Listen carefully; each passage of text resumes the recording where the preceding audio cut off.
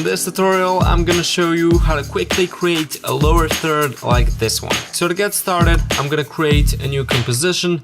It's gonna be using the HTTV 1080 preset and it's gonna be 7 seconds long. And I'm also gonna rename it to lower third.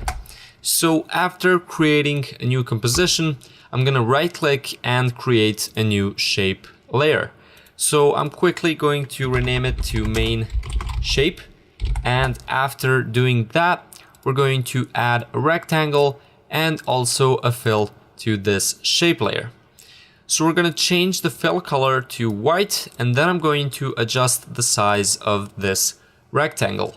So I'm going to uncheck constraint proportions and I'm going to change the width to 400. So your values don't have to be the same as mine. You can set them based on the size of your font and the size of the text inside of the lower third. And after doing this, I'm gonna close this main shape and I'm gonna select it and press S to show the scale property. I'm gonna set the first keyframe right here in the beginning and I'm gonna set its value to 0. Then I'm gonna move the playhead to 1 second, and right now I'm gonna change the scale back to 100. So we've animated the value from 0 to 100. Right now, I'm gonna select these two keyframes and I'm gonna hit F9 to easy ease them. And after doing that, you can open the graph editor. So right here, make sure that you're editing the speed graph and that the two keyframes were selected before opening the graph editor so that you can see this. And then simply click right here and drag this handle all the way to the right and make sure that you press down shift while you're doing it. So let's drag this one all the way to the left. And right now we have a really aggressive animation which starts off and ends really slow, but it's really quick right here. And this is how it looks. So the next step is going to be duplicating this shape. And then I'm going to place it underneath of the main shape. And I'm also going to rename it to secondary shape. And right now, we're going to change the fill color of this second shape. So I'll change it to some lighter color. I'm going to use this light blue, like that. And right now, we're going to set the playhead to 1 second. And with the secondary shape selected, I'm going to press P, which is going to show me the position property. So I'm going to set a keyframe and I want the value to change by 1.5 seconds, which is at 1 second and 15 frames. And right now I'm going to set a second keyframe. So right now I want to move it to the left and also down. So that's left on the x-axis and down on the y-axis. So right here we're simply going to subtract 10 from the original value and it's going to move it to the left for 10 pixels, which is what we want. And to this value, we're going to add 10, and that's going to move the shape down. So this is what we wanted. And right now we've animated this. And the next step is going to be doing the same thing with these keyframes. So I'm going to easy ease them, then open the graph editor, drag the left handle all the way to the right and the right one all the way to the left, to create a really aggressive animation which looks like that.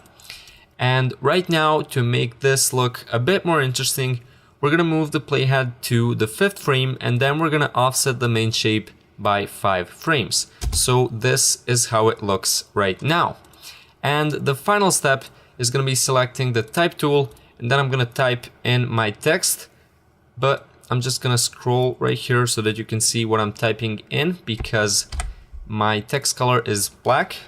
So I'm gonna type in name, surname, and right here lower third. So I'm gonna select the lower third text. I'm gonna change the size of the text so that it's a bit smaller. And then I'm also gonna make it italic. And right now I'm gonna align the text to the center of the composition, which is pretty much the center of this rectangle. Now, this text is visible and it shouldn't be visible. So to fix that, we're going to duplicate the main shape. We're going to place it on top of the text layer. I'm going to rename it to text matte. And right now we're going to change the track matte of the text to alpha matte text matte. And this way the text is only going to be visible in the areas covered by this rectangle. So this is how it looks so far, but it also needs to end. So the final step of animating this is to select the first layer, then shift click on the last one to select all of them, right click and pre-compose them. I'm just gonna rename this to lower third 1. And right now I'm gonna head back into the previous composition and I'm gonna place the playhead in the middle of the composition. So that's 3.5 seconds or 3 seconds and 15 frames. And right here, I'm gonna press Ctrl-Shift-D to split this layer. I'm gonna delete the rest of it. Then I'm gonna take the first half and I'm gonna duplicate it.